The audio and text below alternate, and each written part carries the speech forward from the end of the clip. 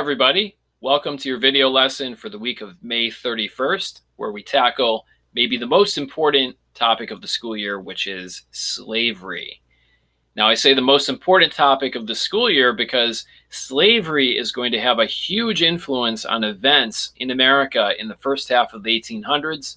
Some people would even argue that slavery continues to have an impact on America today, and eventually slavery is going to lead to the most devastating war in American history, the Civil War, which is fought between 1861 and 1865 between Americans. That is what a civil war means. It is a war that is fought between citizens of the same country. And in this case, the country literally broke into two parts.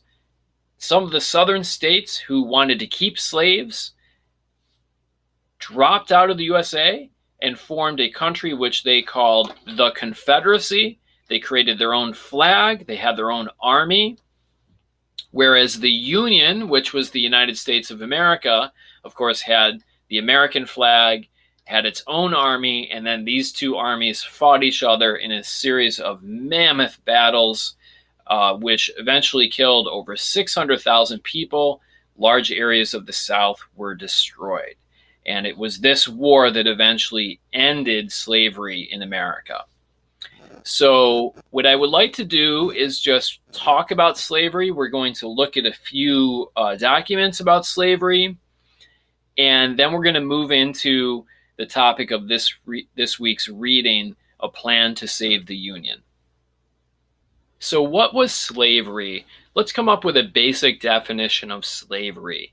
Slavery is when you kidnap someone, you capture them, make them your prisoner, and force them to do work for you using violence or the threat of violence. That is what slavery is all about. Slavery has been around for hundreds, if not thousands of years, going back to the Roman Empire. There are accounts of slavery during biblical times, 2,000-3,000 years ago. But slavery really reached its worst peak in America, in the Americas, in both North and South America, in the 1700s and 1800s. Now, teaching the topic of slavery is difficult from home. When we're in school, typically I use two resources that I cannot give you access to now. Those resources are Unchained Memories, which is an HBO documentary, and it is fantastic. I believe it is on YouTube, but you would need parental permission because I know that I censor parts of that video when I play it for students, and I'm not comfortable assigning it to you, but I do want to mention it because it is so incredibly powerful. Kids really do, I think, enjoy it, if enjoy is the right word to use here, because Unchained Memories is a documentary where the slaves themselves speak. It's acted out by Hollywood actors, but the words are the words of slaves or former slaves, people who had been slaves, who were interviewed by the government in the 1930s. And that information was written down. Those interviews were transcribed. And in this documentary, the actors read those interviews out loud. Parts of it are acted out. It is really just an incredible way to hear from the slaves themselves what life was like to be a slave. Some of it is very intense. Like I said, some of it I have to censor, but it's the best way that I have to teach the topic of slavery, because how many of us, can really know what that was like without having lived through it? And the answer, of course, is none of us can. So the next best thing is to hear it from the slaves themselves, and that video does a great job of presenting that. Another thing that you're going to miss in class, unfortunately, but I do think clips of this are on YouTube, and I may end up embedding some of these clips, if I can access them, in some of my lesson videos this week and next week. And that is the PBS series, The Abolitionists, which talks about the people who fought to free the slaves. Something else that you can check out is Mission US Flight to Freedom. This is another mission similar to the Mission US for Crown or Colony that we looked at during our Revolutionary War unit. And I will be including that link in the weekly bulletin, and I would like to have people play that. I really don't have a way to check to make sure that you did. But for those of you who have been fully engaged and participating, I really recommend you play that game, because it's going to allow you to see a little bit about what it was like for slaves trying to flee to freedom on the Underground Railroad. Now, what I do want to do before we move on to some documents is show you a couple pictures that, for me at least, as a history teacher, these are two photos that really stand out. If someone was to ask me, Mr. West, what are two pictures that you could show your students that would really show what slavery was like? These are the two pictures that would immediately come to mind. The first one is very disturbing, but it is a famous one, and you'll see it eventually, so I'm going to put it on the screen here, and that is a picture of a slave who has been whipped and scarred. His back is just really a mess of scars from the years of abuse that this unfortunate man suffered as a slave. That is a real photograph. I don't know the date of the photograph, but it's a real photograph. And I also included this picture on the left of a poster from a slave auction in 1855. And this is a reminder that slaves were bought and sold and really treated like animals, treated less than human, which I think is probably the worst aspect of slavery, is how it dehumanized people. It treated people in a way that made them less than human, or made them feel less than human. As an example, when slave families were brought up to auction, a mother and her children might be put up for sale by their owner. The mother could be sold to one person, and the children could be sold to another, and they would potentially never see each other again. So again, the treatment of human beings as if they were property, not as people, is one of the worst aspects of slavery. Next, we're going to be using some documents to unpack some facts about slavery, and we'll start with this one about the transatlantic slave trade. This is a map, but it's also a chart, so it's showing you the specific numbers of slaves who were brought as captives from Africa to the Americas. Check this one out. Look at the details, but also be looking at the bigger patterns. Sort of a gist is what you're looking for when you're trying to figure out what this document is showing you. Answer the question, and then we'll be back to talk about it.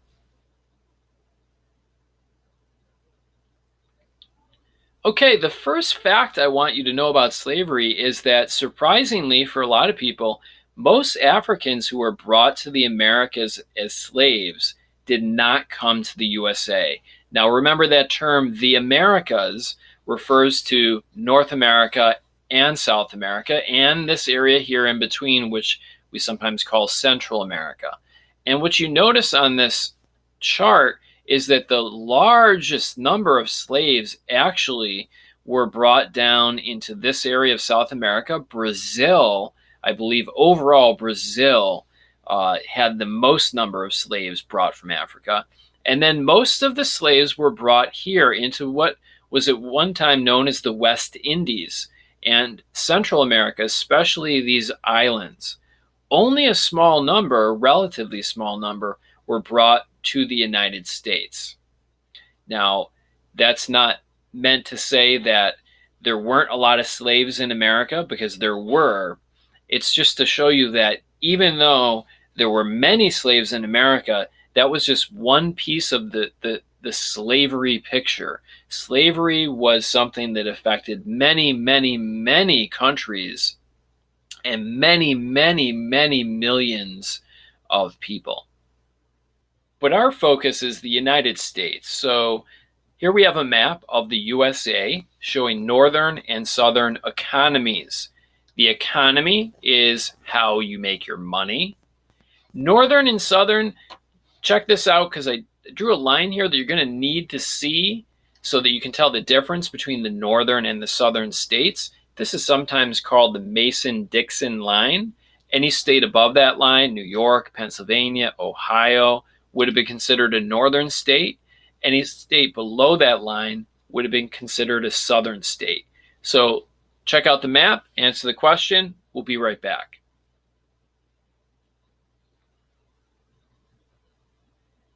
So what you see here is really the cause of slavery, and it is definitely economic. It really came down to money and those cash crops, which we have talked about before.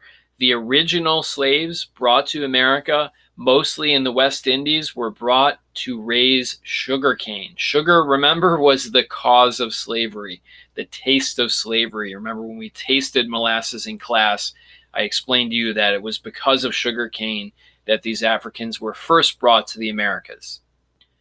But African slaves were used to grow other cash crops, including rice, tobacco, and eventually, after the invention of the cotton gin in 1793, that is when slavery really began to explode in the United States because slaves were now being used to produce cotton. In fact, there was a saying in the South that cotton was king. More than any other crop, slaves were used to grow cotton. Okay, our next document, the average value of a slave. What were slaves worth? Check this one out, and then we will talk about it. Another fact here to understand is that slaves were worth a lot of money. When we look at this graph, we can see that the average value of a slave in the years right up leading up to the American Civil War was somewhere between $20,000 and $25,000 when you calculate that according to modern day money. So the comparison I usually make is that buying a slave was like buying a car. They were really expensive, and not everybody could afford one. But people who could afford to buy a slave, for them, it was a big investment in money. And I think that that explains why Southerners were so unwilling to give up slaves, because it was the slaves that were making them rich. Next, we have a pie graph that shows how many people owned slaves in the South. And surprisingly, most Southerners did not own slaves. Over 3/4, 75% of white people in the South did not own slaves. Not because they weren't racist, not because they believed in equality with African Americans, but I think in a lot of cases, probably they just didn't have the money to do so. And really, there's sort of a historical theory out there that it's these people who are running things in the South. Okay, these are the rich, wealthy slave owners who own more than 100 plus slaves. So these are plantation owners. All right, that's not the theory, that's a fact. The theory out there is that these people, these rich, wealthy landowners, in order to control their slaves, the only way they're going to be able to control them, because they're outnumbered by their slaves, is if they can get the rest of society, everyone else in the South, to buy into this belief that slaves aren't people, that slaves are just property, and that somehow it has something to do with their race, the color of their skin. So, unfortunately, this is really where racism begins in America, with this institution of slavery and these southern states, which are controlled by these rich, wealthy landowners who are running the plantations and are using their power and their wealth to control the government. Okay, one last document here. This one is kind of cool because it's moving, so I'm going to let it play through for a few seconds. Take a look at it, because when the Edpuzzle question comes up, it's going to probably freeze the screen. So what you're going to be looking for here is where slavery is spreading in America.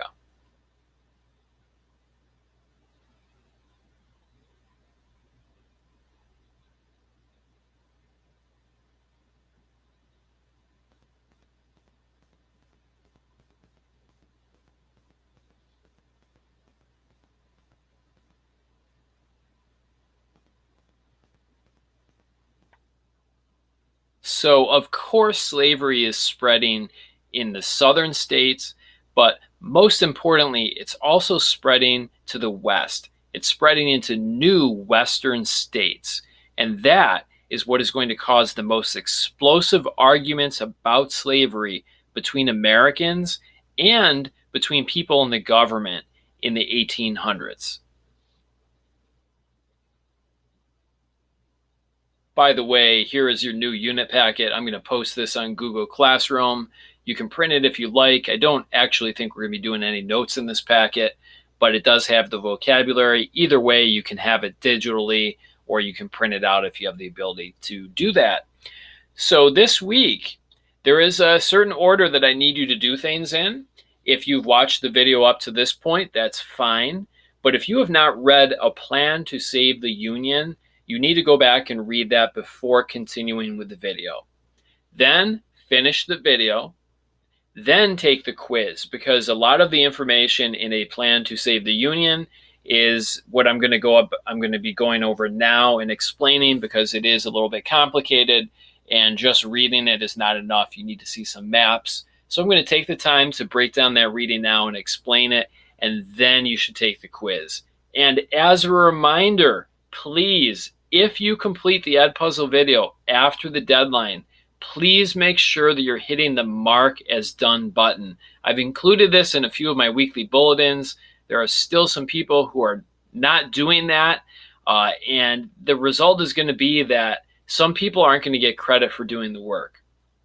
And it's a little complicated for me to explain, but basically, if you're not hitting that mark as done button and you're handing it in late, I never see that you did it. So the first week after the assignment is due, I will go back and double check to see if someone has handed it in late that I maybe didn't get the email notification for. But after a week or two, I'm not going back into that assignment again. I'm really relying on my email notifications, and I'm not getting those notifications from some people, and I'm pretty sure it's because they're not marking as done. So by the end of this video, I think you're going to remember to do that, because I'm going to mention it more than once in this video. Please hit the mark as done button. So your reading this week was about these crazy looking dudes, John Calhoun, Henry Clay, and the guy on the right, the godlike Daniel Webster, as the reading referred to him. Let's look at that title, A Plan to Save the Union, because it includes an important vocab word, the Union. And it's important because it's a word that was often used back then to refer to the United States, but you don't hear that word used today. Back then, when people said the Union, it was the same as saying the United States of America or our country. But there's an important meaning behind that word. It refers to all the states joined together. That's what union means, joined together. And the idea was that the states are separate, but they've joined together into this one big country. And that was really the problem in the 1800s, is that the separate states were starting to have serious disagreements with each other, particularly the northern states and the southern states, which we're going to refer to here as the slave states and the free states. Now, this whole topic here, the Missouri Compromise, the Compromise of 1850, and later on in our next lesson, we're going to look at the Kansas-Nebraska Act. It's complicated, and I get that. But if you look at a map, it gets a lot easier. So now's the time to really pay attention to the screen, pay attention to what I'm going to do here, and I'm going to hopefully make that reading easier for you to understand, because it's all about keeping the score equal. Think about it as like a basketball game. And the northern states and the southern states, or the slave states and the free states, neither one wants the other one to get more points, or in this case, to get more states. And in 1820, there were 11 slave states, 11 states in the South that allowed slavery, and there were 11 states in the North that did not. The free states are in dark green here. We're going to forget about the light colored green, and we're going to forget about the sort of the paler colored purple, because those aren't states yet. Those are territories. They're not officially states because they don't have enough people living in them. And we're just going to look at the darker green and the darker purple. You can count them up if you want.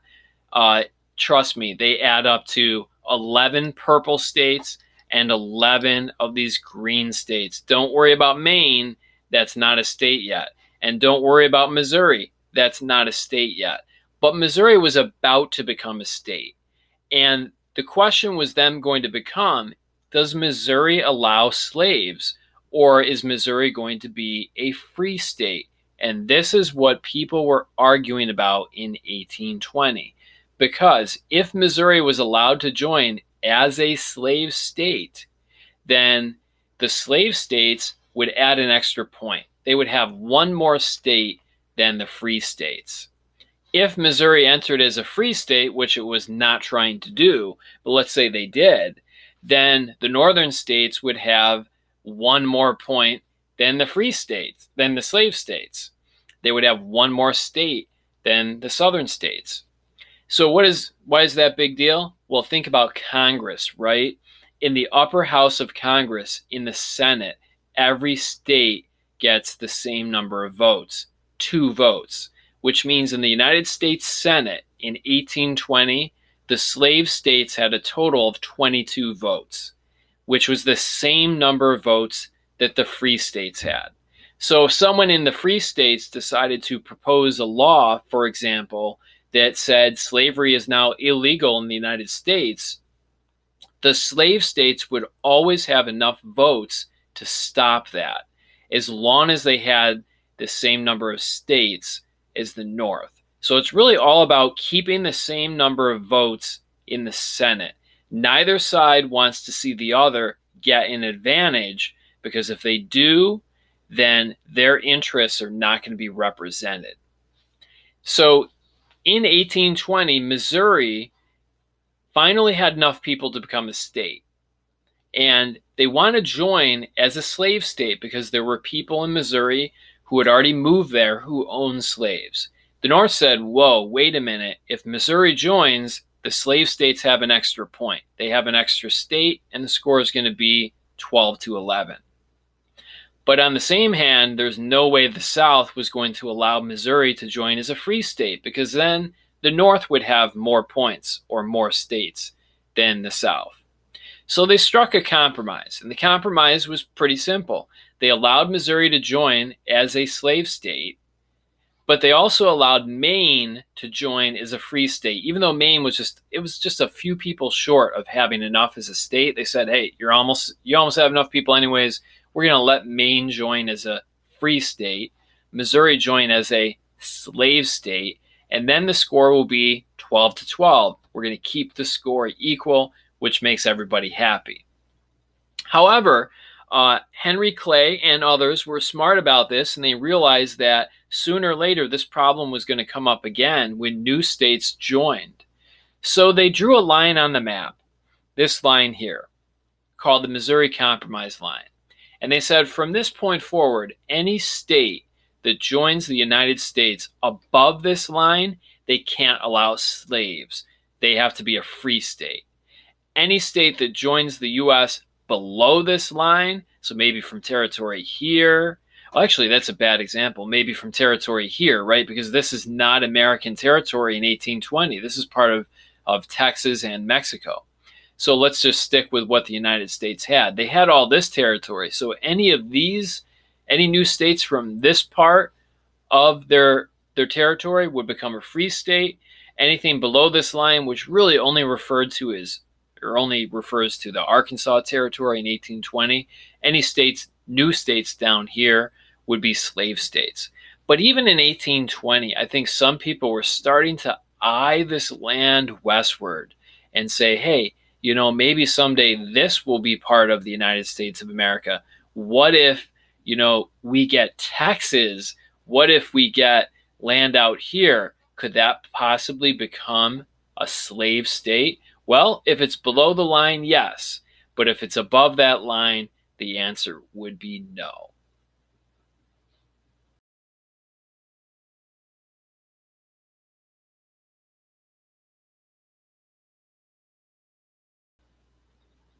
And if you thought the Missouri Compromise was hard to understand, wait till you check out the Compromise of 1850. It's a lot more complicated. Things had gotten a lot more complicated by 1850. So What had happened in between 1820 and 1850? Well, America had gained Texas. They had annexed Texas in 1830 or 1845. They had fought a war with Mexico. They had gained all of this land from Mexico, including California. Then the California Gold Rush happened. All these people rush out to California, and suddenly California has enough people to become a state. Also, something that had happened in the meantime. In 1820, when the Missouri Compromise was made, very few, if any, people in America, aside from the slaves themselves, were questioning slavery or pushing to end slavery. But by 1850, many, many people in America, especially in the North, not only were against slavery, they were actively fighting to end slavery. And this group of people was known as the abolitionists. They were a group of reformers who were trying to make a positive change in society. The most important group of reformers, I personally believe, of the 1800s. And their mission, again, was to end slavery. They include famous names like Frederick Douglass, maybe not so famous names like William Lloyd Garrison, Angelina Grimke, and the bad boy abolitionist John Brown. Will be looking closer at him next week. So this group of people had really gotten Americans to think about slavery in new ways. For a lot of Americans before the abolitionists, slavery was not part of their daily life, especially people up in the North. They knew that it was happening down in the South, but it wasn't really a big concern for them. But through publicity, by publishing newspapers, by making speeches, traveling around the country. In the case of Frederick Douglass, he was actually an escaped slave who went to the North and could give firsthand accounts of his experiences and tell people face-to-face what slavery was like. And through these efforts, as I said, many people in America were now just angry about slavery, and the last thing they wanted to see was slavery spread. And then California applies for statehood in 1850. The problem here is, remember, there's this Missouri Compromise line, and there's not supposed to be any slave states above this line. And if you're below this line, you're supposed to allow slaves. But if you look at this line, and you continue it into the new land that we had won with the Mexican Cession after the Mexican-American War, you can see California is basically split by this line. The top half of California is above the Missouri Compromise line. The bottom half of California is below the Missouri Compromise line. Not only that, the people of California, although half of their state was below the line, they didn't want slavery. And so when they applied for statehood, they said, we want to join the United States as a free state. Well, this was a big problem for the South. They felt that they were being cheated out of this land south of the Missouri Compromise line. By now, the South is actually, I believe, outnumbered. You can add up the states there, but I believe they have already fallen behind in the slave state score that we saw in that other slide. And they do not want to see California join the Union as a free state. And the South, states like North Carolina, South Carolina, Georgia, Alabama, Tennessee, even Virginia, were literally threatening to drop out of the United States and form their own country if California was allowed to join as a free state.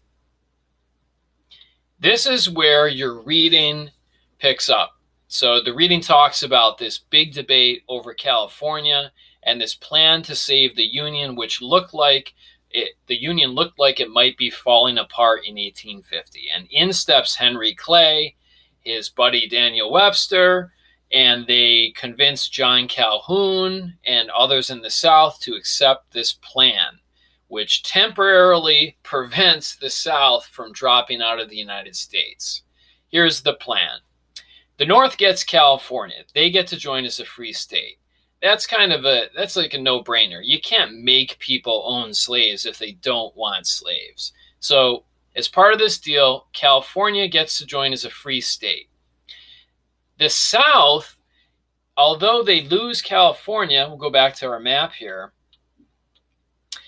What the North offers the South is they say, look, all this other land that we won in the Mexican-American War, we will give you the chance to gain new slave states from that land. Because what we're going to do is say all of this land is going to be, slavery will be determined by something called popular sovereignty, which just means the people of that state get to decide.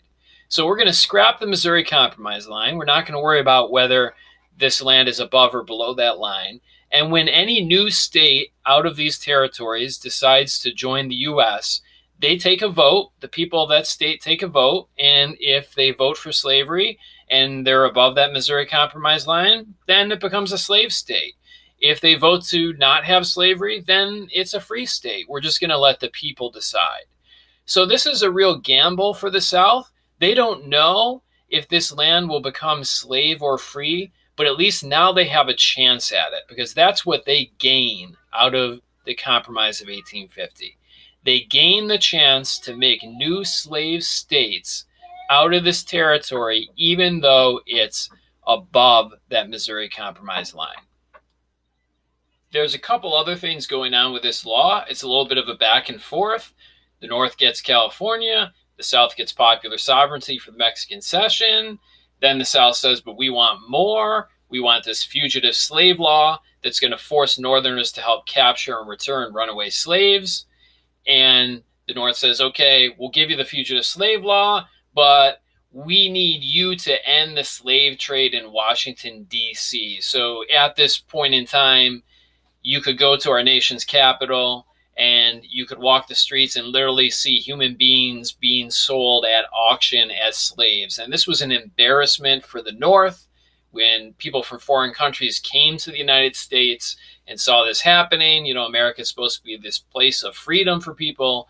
And it's just a national embarrassment for a lot of the politicians in Washington. So they say, look, you got to end the slave trade in Washington, even though Washington, D.C. is in the South.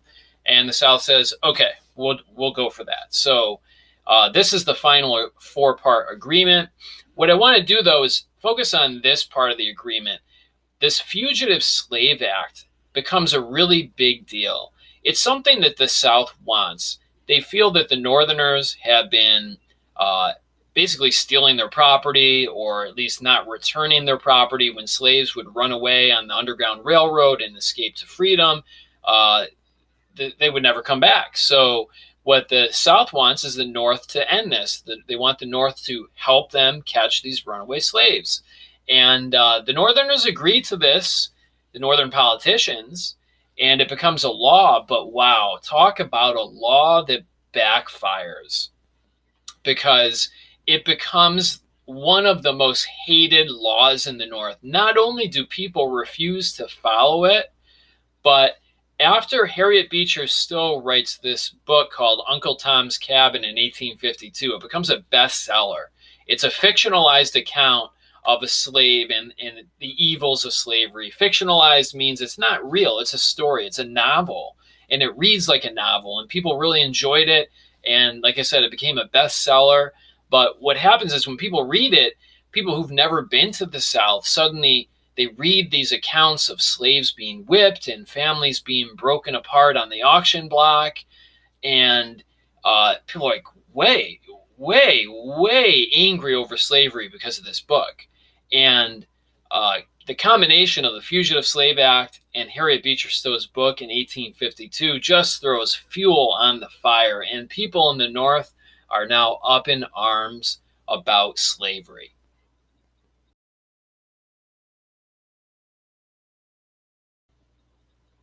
And we're going to finish up this week with about 20 minutes of video clips from the PBS series, The Abolitionists. I own this video series and I usually play it in class, so I'll play just part of it today, and then hopefully I'll be able to play some video clips from part 2 next week. This part of the video talks about, or it shows, some of the early experiences of Frederick Douglass, William Lloyd Garrison, Angelina Grimke, and just a little bit about Harriet Beecher Stowe.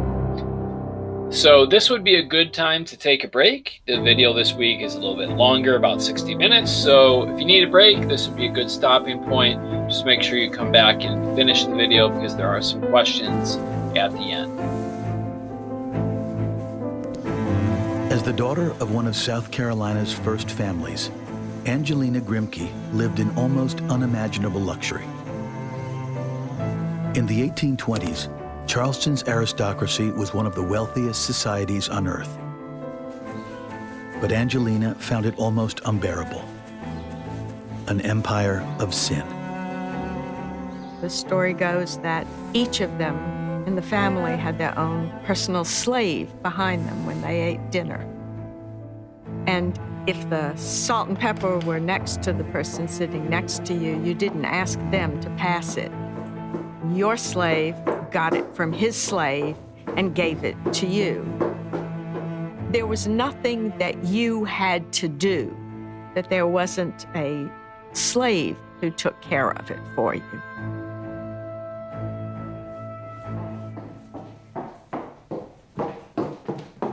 Did you hear last night? Hear what? Really? Angelina, what are you talking about? You know, Henry, he whipped John again.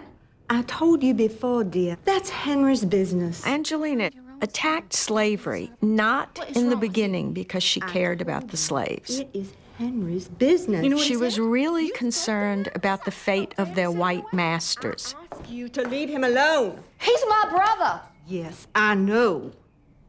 She believed slavery was a sin and that God would punish people who had slaves. Mother, it is my duty to bear testimony Angelina, against... mind your own business. It is my business, and it's your business too. How can you stand in church every week? Let it be. I can't let it be. Have you no Christian feelings? Yes, Angelina, I have Christian feelings, and you are putting them to the test right now. My soul will be judged by the Lord, and not by you or anyone else. It is my duty. It is not your duty, Angelina. I'm glad, I suppose, that you are so diligent about your faith. But leave my soul to me, and Henry's to Henry. I speak the truth in love. Enough!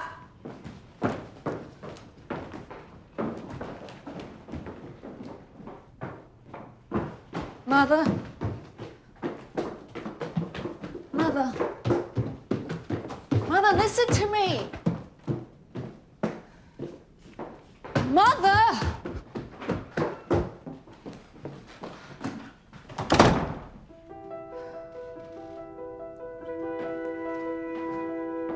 Angelina's religious search was tortured.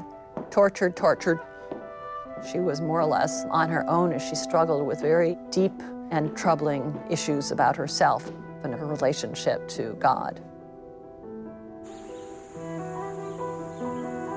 In the fall of 1829, Grimke resolved to leave Charleston and the pollutions of slavery for an uncertain future in the North. There's a kind of fearlessness about Angelina Grimke. Women did not strike out, and white women did not strike out on their own in this way, and Southern white women certainly did not. This is disobedience to proper society, to the South, to the church.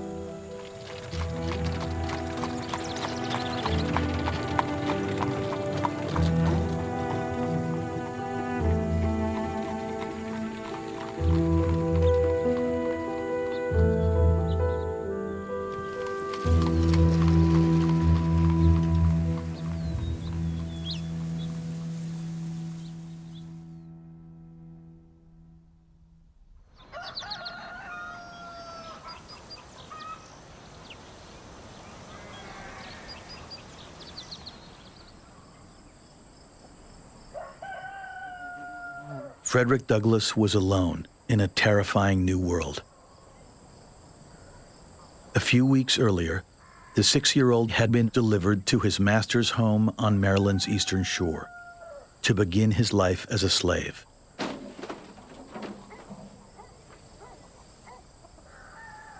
his first experience of slavery would haunt him to his grave. Aunt Hester went out one night and happened to be absent when the master desired her presence.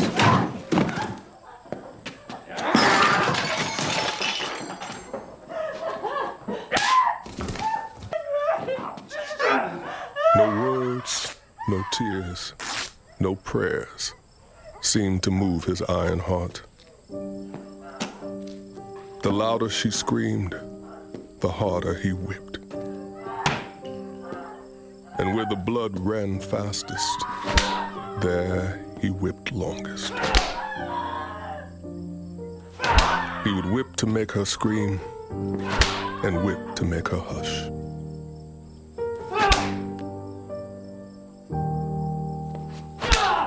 I dared not venture out till long after it was over.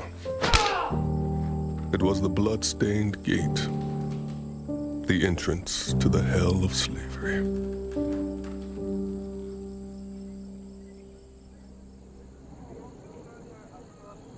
Frederick Douglass and Angelina Grimke lived at opposite poles of one of the largest slave societies in history. In the late 1820s, there were 2 million men, women, and children living in bondage in the United States. In the 50 years since the Revolution, every northern state had outlawed slavery. It had once seemed likely that it would disappear in the South as well, but no more. The invention of the cotton gin had led to a massive increase in cotton production, making slavery indispensable to both the South and the North. It's actually quite astounding how deeply entrenched it was in the nation's political and economic life. What is seen as this sort of idiosyncratic, peculiar Southern institution actually had an enormous economic significance in the national economy of the United States.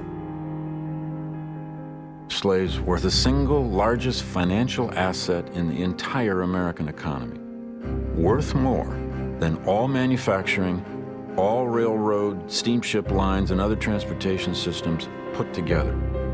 The only thing in the American economy worth more as simply a financial asset was the land itself. And no one really quite knows how to value, North America.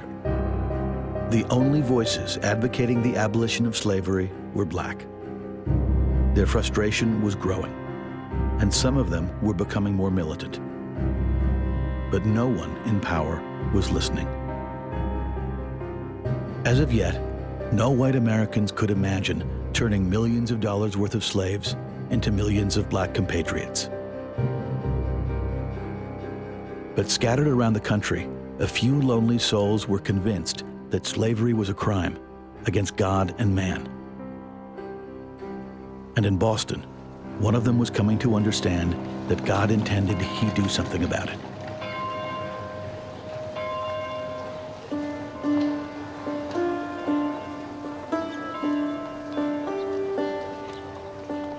William Lloyd Garrison felt that he was destined to do great things, but he had no idea how to get there. In 1828, he was 22 years old, newly arrived in the city from his hometown of Newburyport. Garrison's father, a seaman and a drunk, had abandoned the family when Garrison was 2 years old. Plunged into poverty, Garrison's mother left her children for years on end as she looked for work. But in their time together, she managed to drum a fierce Christian conscience into her son. William Lloyd Garrison's religious background was not just a background. It was at the core of who he was. It was an indwelling spirit inside of him that constantly thought about making God's will come into being on this earth. Shortly after arriving in Boston, Garrison happened to meet an itinerant publisher who was raising money for his one-man anti-slavery newspaper. Garrison was horrified by descriptions of the slave pens where men, women, and children were held awaiting shipment further south. And he began to think that ending slavery was the cause that could give meaning to his life.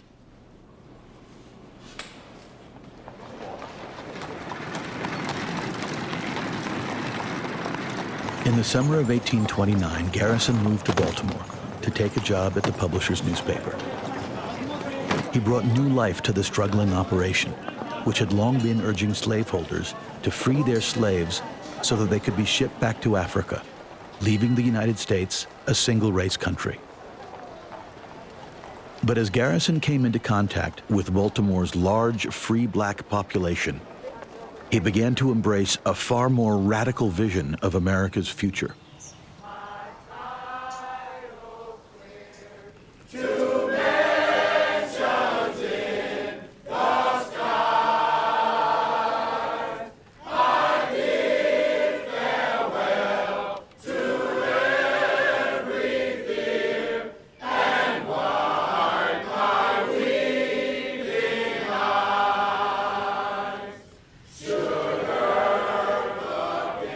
Garrison went to Baltimore and there boarded with free blacks. Had to share the table with them, had to break bread with them, had to sleep in the same quarters with them. And suddenly he had an idea that he had a much expanded mission that did not simply speak to the question of slavery, but spoke to the question of race.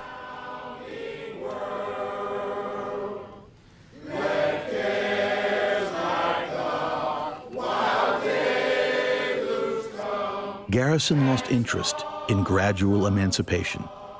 He wanted immediate abolition, the complete eradication of the institution everywhere and forever.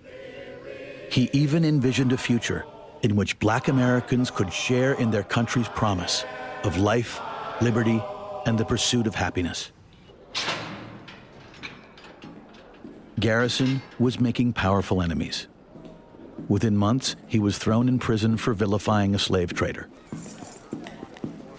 A New York sympathizer bailed him out in the spring of 1830. He had no job to return to. Neither did he have a home or a family. He had few friends or allies. He did, however, have a plan. A newspaper of his own to promote immediate abolition. I am willing to be persecuted, imprisoned, and bound for advocating African rights, and I should deserve to be a slave myself if I shrunk from that duty or danger.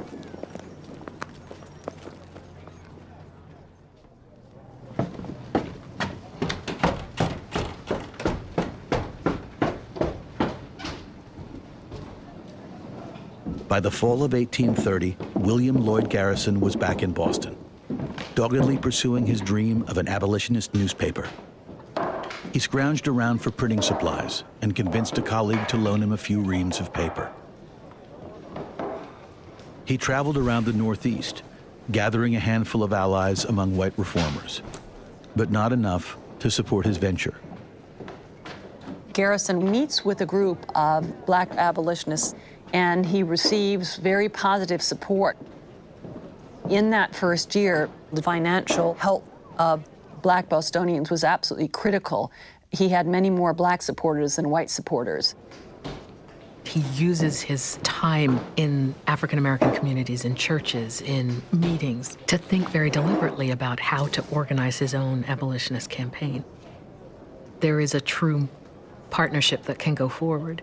There's a kind of work that Garrison can do precisely because he is a white man in America in the 1830s. On January 1st, 1831, Garrison's long-awaited day arrived. On the first page of the first issue of his newspaper, Garrison declared, "There shall be no neutrals. Men shall either like or dislike me." Let Southern oppressors tremble. Let their Northern apologists tremble. Let all the enemies of the persecuted blacks tremble. On the subject of slavery, I do not wish to write with moderation. I am in earnest. I will not equivocate. I will not excuse. I will not retreat a single inch, and I will be heard.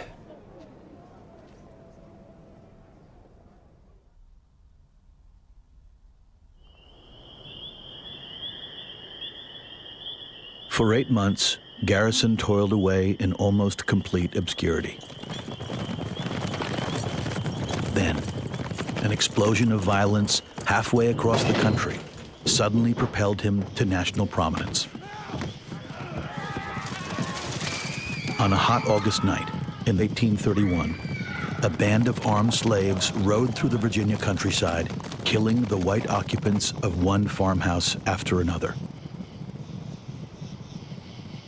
Nat Turner, the man who led the rebellion, would elude a massive search party for 68 days before he too was caught and executed.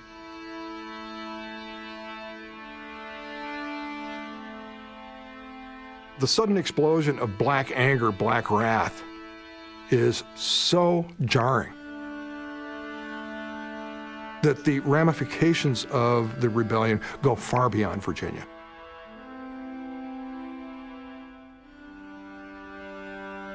There's no evidence that Garrison's Liberator had any influence on Nat Turner, but very quickly in the Southern press, Garrison's name started to be associated with Nat Turner's revolt. The South Carolina legislature put a bounty on Garrison's head. $15,000 if he could deliver his body. I think more if you delivered the whole man alive. Garrison welcomed the notoriety. The Liberator is causing extraordinary agitation among whites in the slave states. I am constantly receiving anonymous letters filled with abominable and bloody sentiments. These trouble me less than the wind. I was never so happy and confident as I am at the present time. Over the next 2 years, Garrison gradually won adherents to the anti-slavery cause. Almost 50 abolitionist groups formed in 10 states. Their influence extended from urban centers like Philadelphia and New York to remote settlements like Cincinnati, a boom town on the western frontier. There, Lyman Beecher, one of the country's most famous preachers, had recently moved his family. Beecher opposed slavery in principle, but distrusted activists who recklessly advocated immediate abolition. His 22-year-old daughter, Harriet, had inherited his views.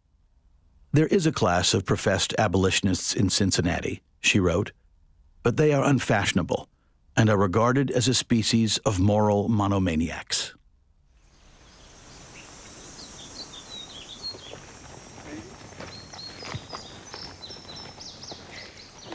He wants to be noticed. Don't they all? In the spring of 1833, Harriet and 2 friends crossed over the river into neighboring Kentucky. She had never before visited a slave state. We have this fine specimen here. What do you get? 25. 25? 50? We got 50 going once. 50 going twice. 50 sold to the gentleman here. How you gentlemen doing this nice, warm Kentucky day? Gonna keep this thing going?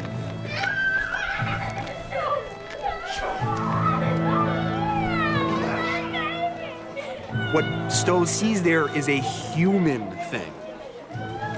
She sees these people. I mean, they're human beings. She's confronted with it in such an intimate way. And I think that never leaves her.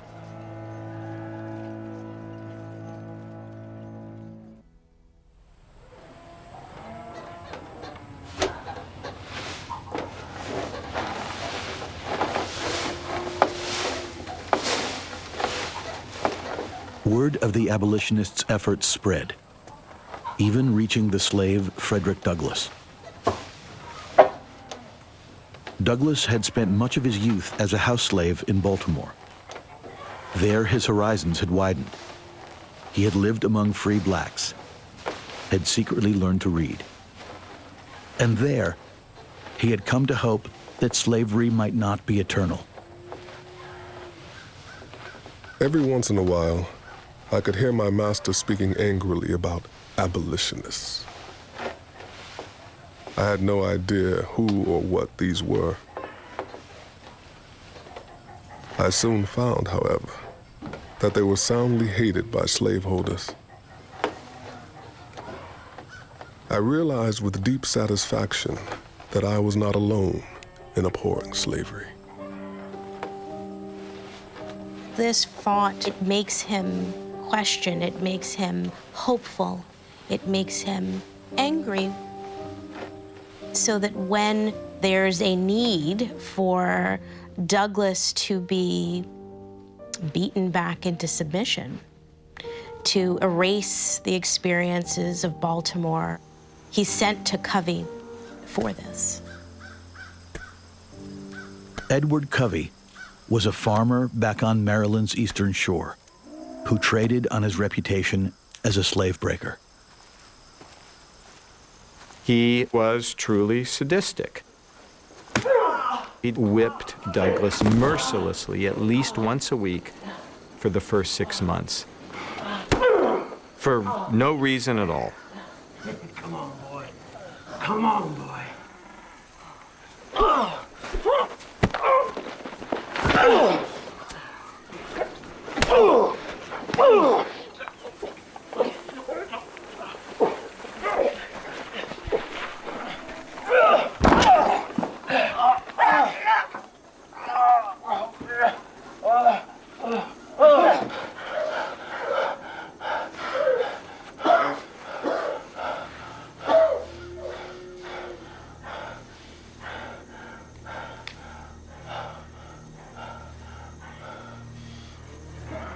Douglass knew that by physically assaulting a white man, his life was in danger.